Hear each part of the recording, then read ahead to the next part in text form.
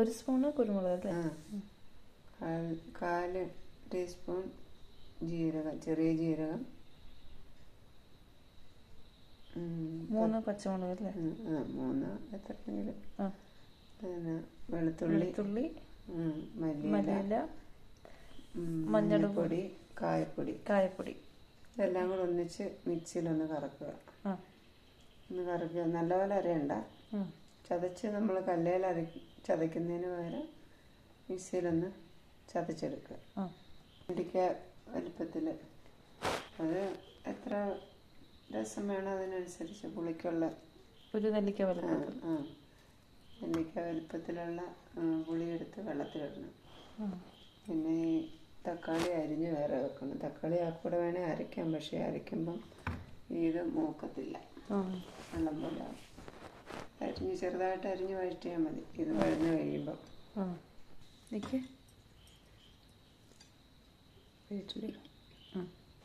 ഈ ഒരു രീതിയിൽ നമ്മൾ അരച്ചെടുത്തിട്ടുണ്ട്. എന്നിട്ട് നമ്മൾ കുറച്ച് വറ്റൽമുളകും കൂടി എടുത്തു. നമ്മൾ തക്കാളി അരിഞ്ഞു, അതിനൊപ്പം തന്നെ കറിവേപ്പില എടുത്തിട്ടുണ്ട്. പിന്നെ താളിക്കാൻ വേണ്ടി നമ്മൾ കുറച്ച് ഉള്ളി അരിഞ്ഞെടുത്തു.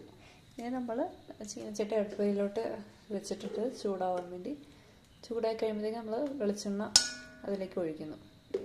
എണ്ണ മതി, ഏതെങ്കിലും എണ്ണ യൂസ് ചെയ്താൽ മതി.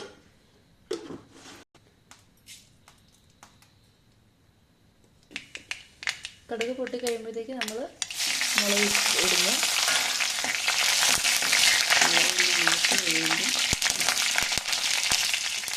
മുളക് മൂത്ത് കഴിയുമ്പോഴത്തേക്കും അതിലേക്ക് കറിവേപ്പിലയും ഉള്ളിയും വെക്കും.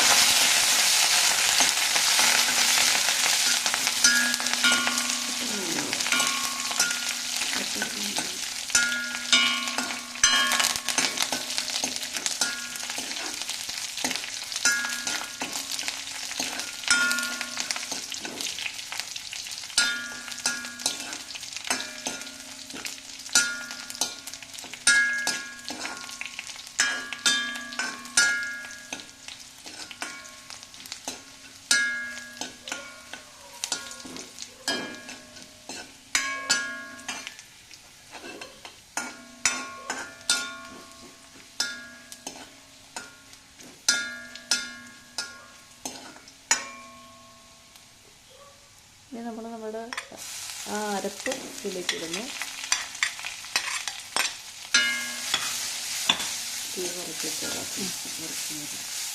തീ കുറച്ചിട്ട് നമ്മൾ നന്നായിട്ട് ഇതൊന്ന് ഇളക്കുവാണ്.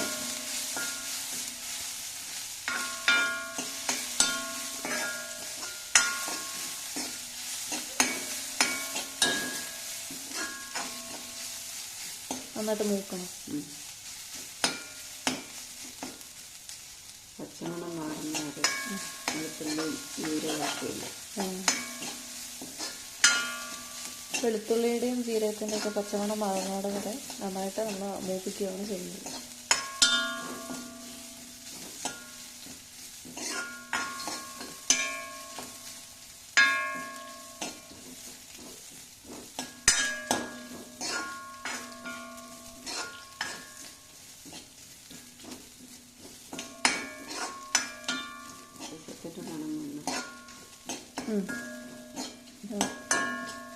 ഇപ്പം നമുക്കൊരു രസത്തിൻ്റെ ഒരു നല്ല മണം വരുന്നുണ്ട്.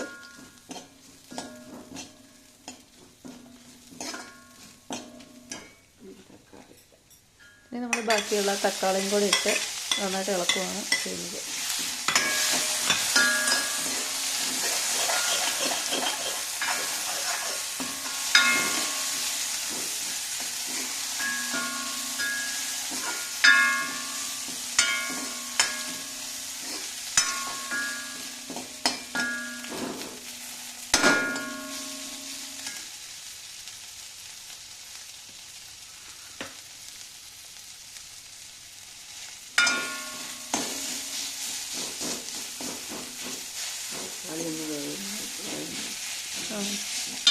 തക്കാളി ഒന്ന് നന്നായിട്ട് വെന്ത് ഉടയണമായിരിക്കും അല്ലേ?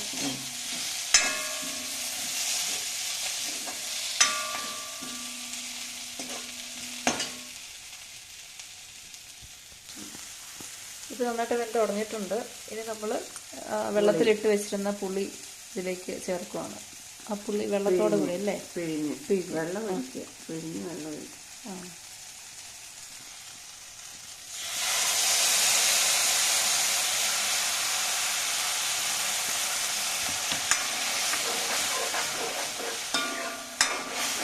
രണ്ട് മിനിറ്റ് ഇറങ്ങി വെക്കണം പുളി ഒന്ന് വേവാൻ.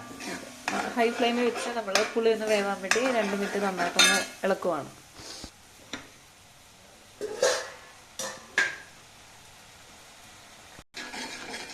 തിളയ്ക്കാനും എല്ലാത്തിനും എളുപ്പമില്ല. പിന്നെ നമ്മൾ ഇതിലേക്ക് കുറച്ച് ആവശ്യത്തിനുള്ള വെള്ളം, ആവശ്യത്തിന് വെള്ളം ഒഴിക്കുകയാണ്. ചൂടുവെള്ളം ഒഴിക്കുകയാണെങ്കിൽ ഏറ്റവും നല്ലത്. ഒരു 4 ഗ്ലാസ് വെള്ളം ഒഴിച്ച് വേണം. ഒരു 4 ഗ്ലാസ് വെള്ളം.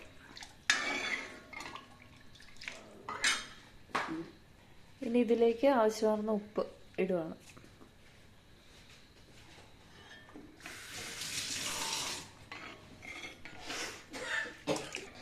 തിളയ്ക്കുന്നതിന് മുന്നേ നന്നായിട്ട് ചൂടായി കഴിയുമ്പോൾ, ഇത് തിളയ്ക്കുന്നതിന് മുമ്പ് നന്നായിട്ടൊന്ന് ചൂടായി കഴിയുമ്പോൾ ഓഫ് ചെയ്യാം. ഇത് തിളയ്ക്കാൻ പാടില്ല എന്നുണ്ട്.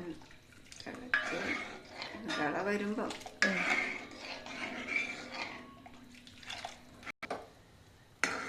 അപ്പോൾ ഇത് പയ്യെ തിളയ്ക്കാൻ തുടങ്ങിയിട്ടുണ്ട്. അപ്പോൾ നമ്മളൊന്ന് തീ കുറച്ച് വെച്ചു.